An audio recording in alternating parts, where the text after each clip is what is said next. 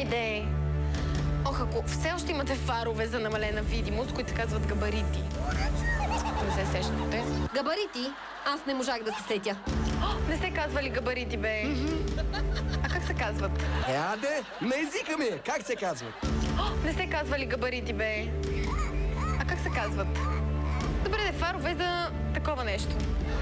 За намалена видимост. Точно за такова нещо, което го търсим в момента. Добре, как се казват? Айде, още една загадка. Супер! Обичам загадките. Айде, още една загадка. Халогени. Не се казват халогени. Никол, зарежи тия фарове. Погледай се. В студиото дебнат и по-сериозни опасности.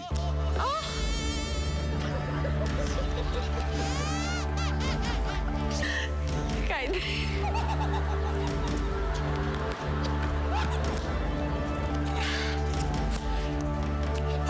Искате ли да ви кажа какво ми се случи преди малко? Искаме! Искаме!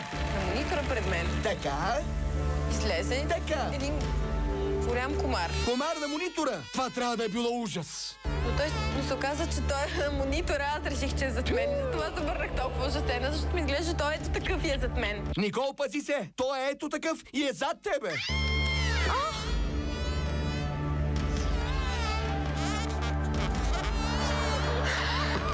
Скъпи приятели, след малко в шоуто ни ще се радвате... Ще се радвате на репортера ни Патриотичния Дамянов, който ще разкаже за боядисана камера на магистралата за Благоевград. Малко по-късно Сашо Дойнов ще влезе в схватка с противниците на тютюнопушенето. Вие утре